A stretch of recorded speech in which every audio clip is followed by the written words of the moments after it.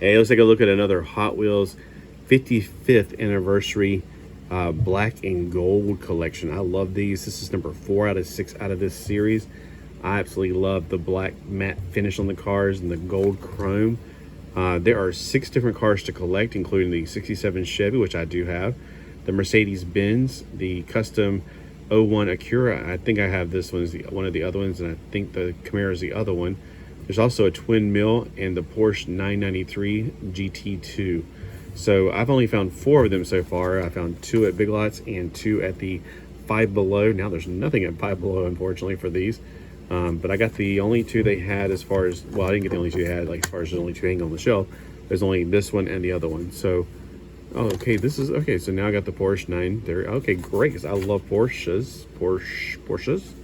I think Porsche is a beautiful car. I remember back when I got my very first car, the Honda CRX, it looked like a Porsche. It looked like a little white Porsche, sort of.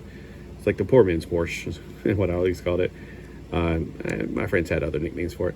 So weirdly enough, this was first made in 2012, but then modified for 2013, which is not really normal, because if it's that close to each other, why would you modify it? Look at that.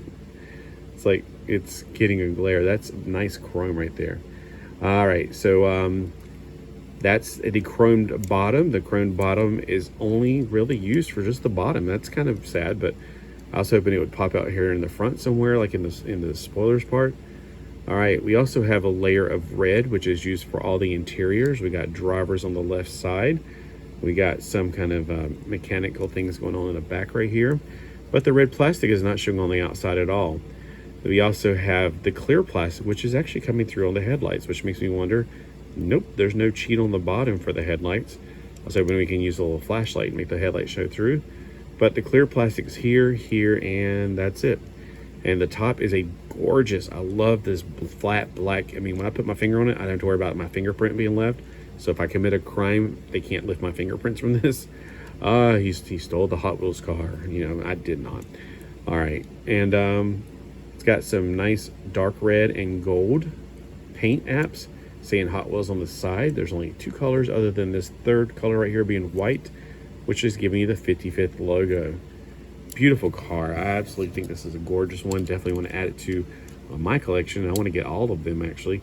So going from the back, I'm trying to adjust for the spoiler. It's 7 centimeters long for most of the world, but for us Americans, this is about it's more like 2 and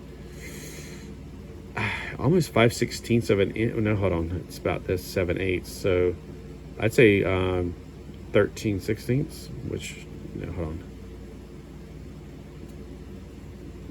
half. It's almost 3/4. It's just shy of 3/4. So 2 3/4. It's just shy of 2 3/4. So let's see how this thing rolls. And see, I'm using that information. I'm going to start storing that information, and then I find out what the size of the real car is.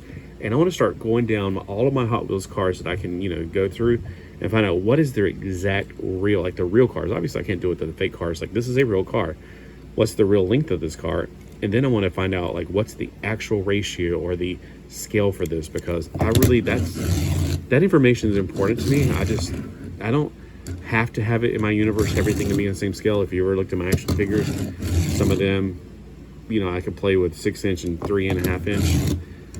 So, you know, it doesn't bother me too much. And I just really like to know what scale we're talking about here. I mean, that does bother me that a school bus can be the same length as a Porsche. That's just not real.